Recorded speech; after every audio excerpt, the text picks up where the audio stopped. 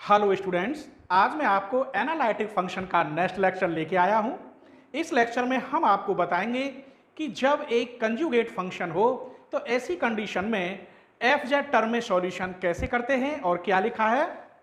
To construct a function कब? When one conjugate function is given. जब एक conjugate function दे रखा हो ऐसी कंडीशन में हम कंस्ट्रक्ट फंक्शन कैसे निकालेंगे। तो चलिए, मान लीजिए ये फर्स्ट स्टेप में मैं ले रहा हूं लेट u इज गिवन। जब u दे रखा होगा तो सबसे पहले आप del u upon del X निकालेंगे और del u upon del y निकालेंगे। इसको आप रिप्रेजेंट करेंगे फाई 1x कोमा वाई और phi 2x comma Y. Del u over del x को और del u over del y को इससे रिप्रेजेंट करेंगे।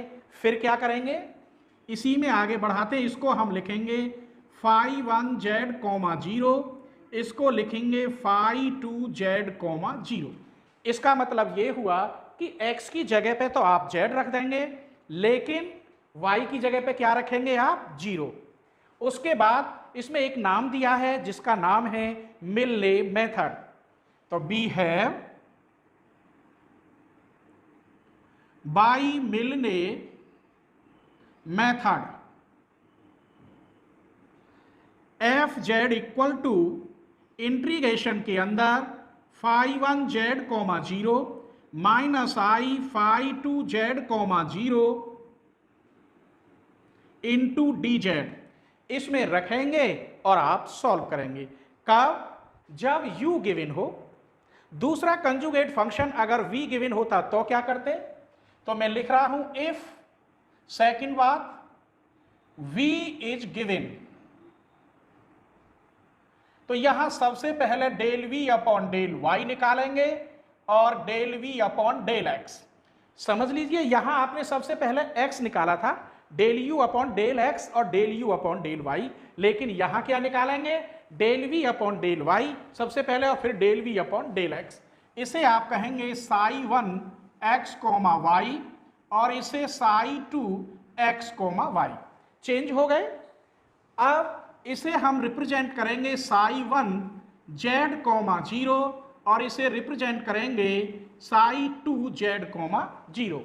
फिर वही मिलने मेथड लगाएंगे f z equal to integration psi 1 z comma 0 plus i psi 2 z comma 0 और इसका इंटीग्रेशन करेंगे विद रेस्पेक्ट टू z। यहां माइनस है, ध्यान रखेंगे, और यहां प्लस है। तो चलिए मैं अब इस पर एक इंपॉर्टेंट एग्जाम्पल ले रहा हूं।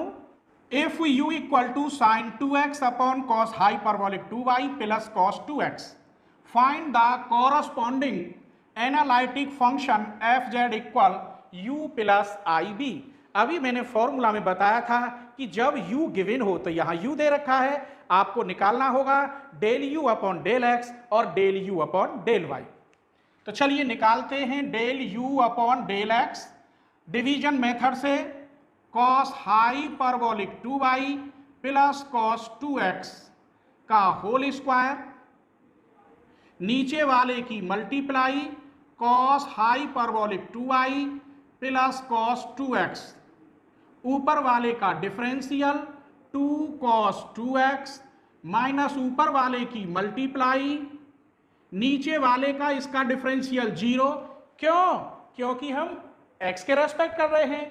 इसका 0, इसका हो गया माइनस के 2 sine 2x, minus minus plus 2 sine 2x, मैंने यहां स्क्वायर कर दिया। चलिए इसे सॉल्व करते हैं। इसकी मल्टीप्लाई इसमें 2 cos 2x cos hyperbolic 2y plus 2 cos square 2x plus 2 sine square 2x upon cos hyperbolic 2y plus cos 2x का होल स्क्वायर। यहां तक कोई परेशानी? 2 cos 2x cos hyperbolic 2y, यहां से आप 2 कॉमन ले लेंगे तो क्या बचेगा? Cos square 2x plus sine square 2x equal to 1। तो यहां क्या बचा, cos hyperbolic 2y plus cos 2x का होल स्क्वायर, इसे हम कहते हैं x, y। अब मुझे क्या निकालना है, यहां z रखना है और इसकी जगह पर 0। तो मैं यही लिख रहा हूं phi 1 z, 0। तो ऊपर बना 2 cos 2z, यहां y की वैल्यू 0 रखने पर cos 0 की वैल्यू 1 प्लस के 2 अपॉन यहां 1 प्लस cos 2z का whole square.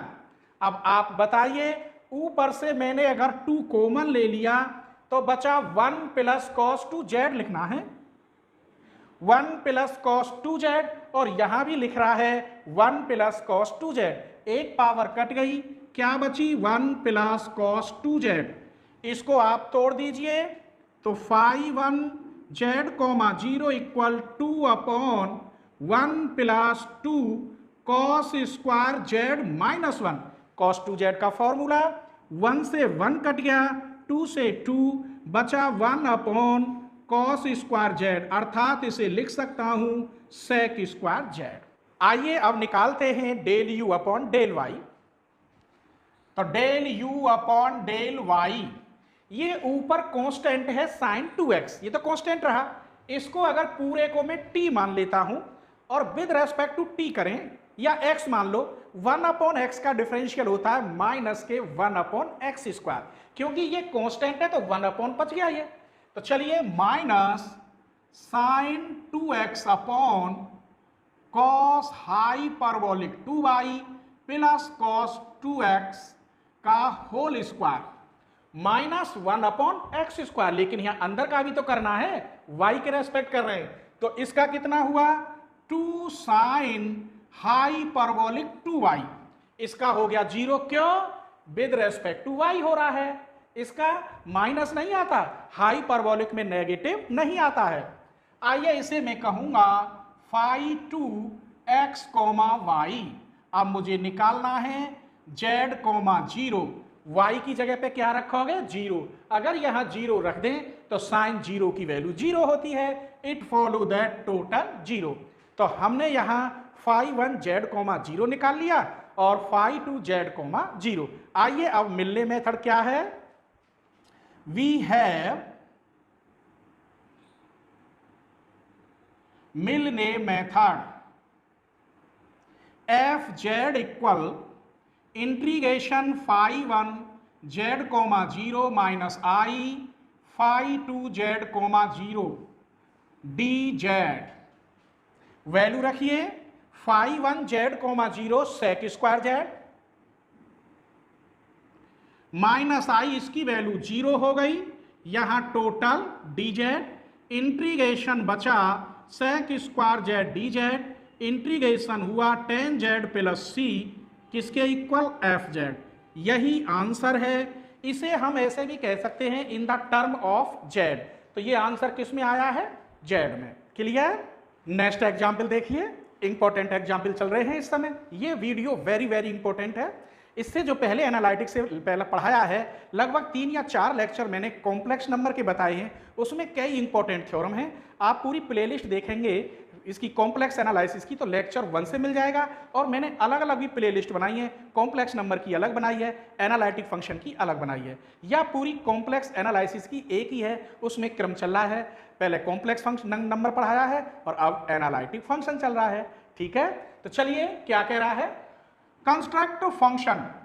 Construct function means conjugate function दे रखा है f z which has a real function u equal to दे रखा e की पावर x ब्रैकेट में x cos y minus y sin y for its part satisfy Laplace equation. इसमें मुझे Laplace equation भी सेटिस्फाई करनी है, तो वो मैं बाद में कर दूंगा। ठीक है, पहले जो प्रूफ करा रहा है वो निकालते हैं। चलिए, तो सबसे पहले आप निकालेंगे del u upon del x। इसकी तो मल्टीप्लाई इस पूरे का x के रेस्पेक्ट, x का 1 क्या बचा cos y, और इसका डिफरेंशियल 0। इसका 0 क्यों हुआ, इसका 1 क्यों हुआ, differential with respect to x, तो y क्या होगा, कांस्टेंट, प्लस अब इसका मल्टीप्लाई, इसका डिफरेंशियल e की पावर x का, और इसकी multiply x cos y minus y sin y। आइए इसे एक बार सरल कर लेते हैं। इस पूरे में से क्या कॉमन है, e की पावर x, यहां बचा cos y plus x cos y minus y sin y। Clear? इसे हम क्या कहते हैं, phi 1 xy। मुझे क्या निकालना है, phi 1 z, 0, x की जगह पे z और y की जगह पे 0। तो यहां हुआ e की पावर z, यहां 1, यहां z, इसका मान 1, इसका 0, अर्थात z प्लस 1 बाहर e की पावर z। क्लियर? अब मुझे differential with respect to y यानी del u upon del y निकालना है। तो del u upon del y, ये कांस्टेंट है e की पावर x, इसका y के अकॉर्डिंग माइनस के x साइन y। ऐसा क्यों हुआ, x तो कांस्टेंट है, cos y का माइनस के साइन y। इस पर आइए, माइनस y की मल्टीप्लाई, इसका differential cos y minus sine y की मल्टीप्लाई, इसका डिफरेंशियल 1। इसे हम क्या कहते हैं, phi 2 xy। अब हमें क्या निकालना है, phi 1 z, 0। इधर रखेंगे e की पावर z, यहां 0, यहां 0, यहां 0। क्लियर? तो ये टोटल 0। अब हमें क्या मालूम होना चाहिए, मिलने मेथड। तो हम जानते हैं f z equal to phi 1 z, 0 minus i phi 2 z, 0 बाहर dz। Clear?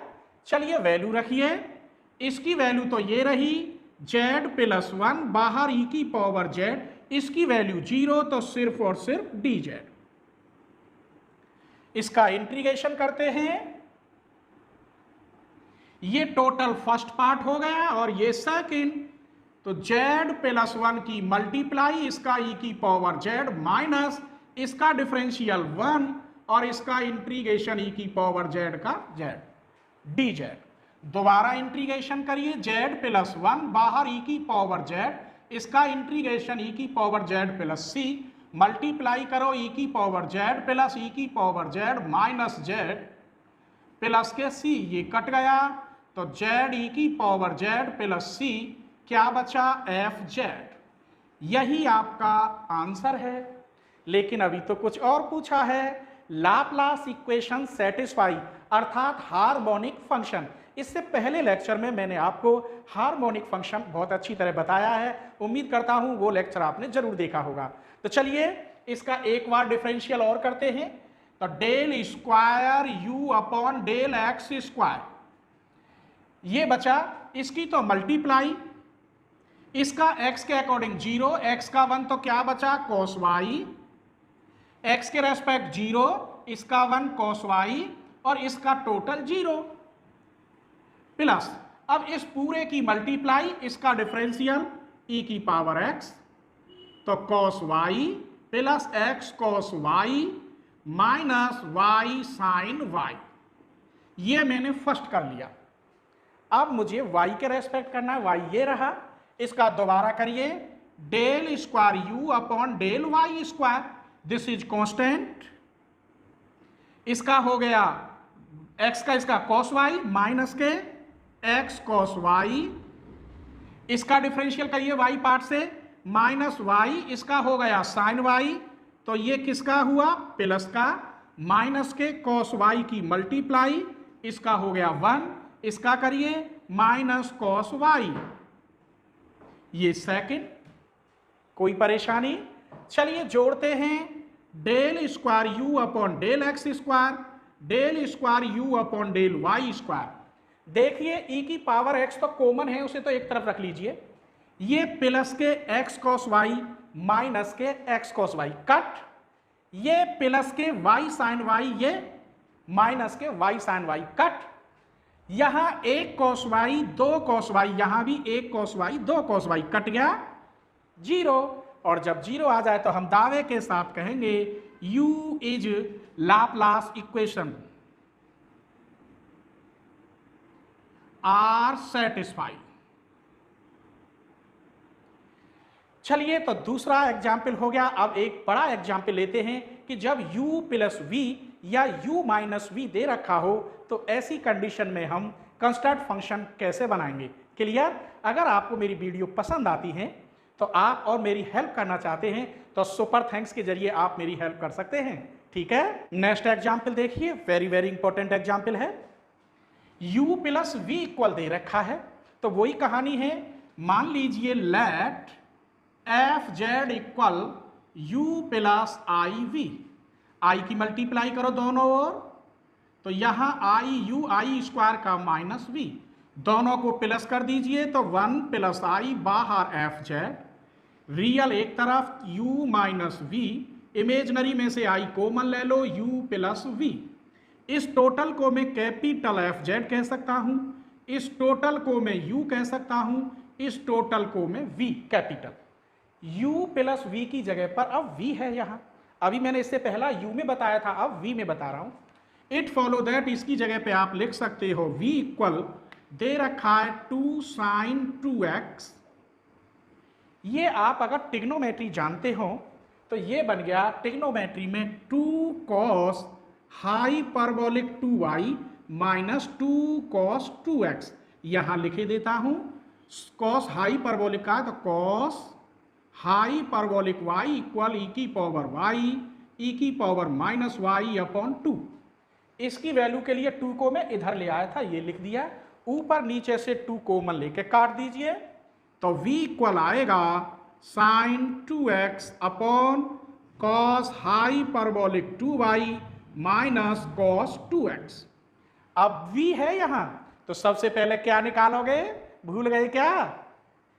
Del v upon del y। Clear? This is constant, 1 upon x का होता है माइनस के 1 अपॉन एक्स स्क्वायर, तो ये बनेगा minus sine 2x upon cos hyperbolic 2y minus cos 2x का whole square. अब अंदर क्या करोगे तो 2 साइन हाइपरबोलिक 2y, इसे हम कहेंगे साई में रिप्रेजेंट करेंगे साई 1x कोमा y। अब तक फाई में बताया था और यहां साई में आपको क्या निकालना है, साई 1 जेड कोमा 0, अर्थात x की जगह पे z रखेंगे और y की जगह पे 0। अगर यहां 0 रख देते हैं तो टोटल 0, क्योंकि साइन 0 की वैल्यू 0 होती है, तो ये आ गया 0। अब आप निकालेंगे del v upon del x, division method से करेंगे इसको, तो नीचे का whole square cos hyperbolic 2y minus cos 2x का होल स्क्वायर, नीचे वाले की multiply cos hyperbolic 2y minus cos 2x, ऊपर वाले का डिफरेंशियल 2 cos 2x माइनस ऊपर वाले की मल्टीप्लाई, नीचे वाले का इसका 0, इसका हो गया माइनस के 2 साइन 2x, माइनस के और माइनस यहां पहले से है तो प्लस के 2 साइन 2x, तो 2 यहां स्क्वायर कर दीजिए।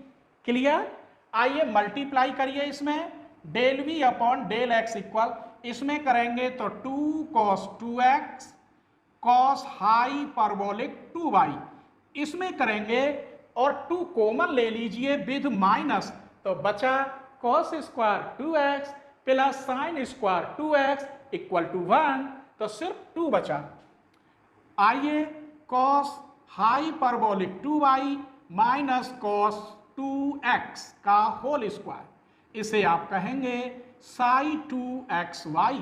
आप निकालिए साई 2z कोमा 0, यहां z रखेंगे तो 2 cos 2z, यहां 0 रखेंगे 1 माइनस 2 अपॉन यहां 1 माइनस cos 2z का होल स्क्वायर, ऊपर से अगर आप 2 कॉमन ले लें माइनस विद माइनस के, तो यहां बचेगा 1 माइनस cos 2z अपॉन यहां 1 माइनस cos 2z का होल स्क्वायर। इससे एक पावर कट गई, क्या बचा psi 2z, 0 minus 2 upon 1 minus cos 2z। Cos 2z का formula 1 minus 1 plus 2 sine square z. 1 से 1, 2 से 2 minus 1 upon sine square z अर्थात minus cosec square Z.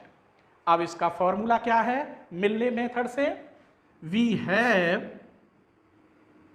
Capital f z, capital f z ही लिखेंगे क्योंकि कैपिटल है यहां, integration psi 1 z coma 0 plus i psi 2 Z coma 0 बाहर B Z. आप वैल्यू रख दीजिए, इसकी वैल्यू तो 0 आ रही है, इसकी वैल्यू आ रही है कोसेक स्क्वायर जेड, तो यहां बचा minus i cosec square z d z. बाहर minus i cosec square z का इंटीजन माइनस के कॉट जेड और माइनस ये रहा तो प्लस के कॉट जेड, तो मैं यही लिख रहा हूं, थोड़ी जगह कम है, आई कॉट जेड प्लस सी। अब इसकी जगह पे आप क्या लिख सकते हैं 1 प्लस आई बाहर एफ जेड। अब 1 प्लस आई की आप डिवाइड कर दीजिए तो एफ जेड इक्वल आया minus i upon 1 plus i cot z plus c upon 1 plus i. इसे तो जो की त्यों रहने दो या कंजुगेट की मल्टीप्लाई करो तो कर सकते हो, इसको मैं C1 लिख देता हूं, तो माइनस के i upon 1 plus i cot z plus C1 f z. आप चाहें तो इसे चेंज कर सकते हैं नीचे के कंजुगेट की ऊपर नीचे मल्टीप्लाई करके। क्लियर?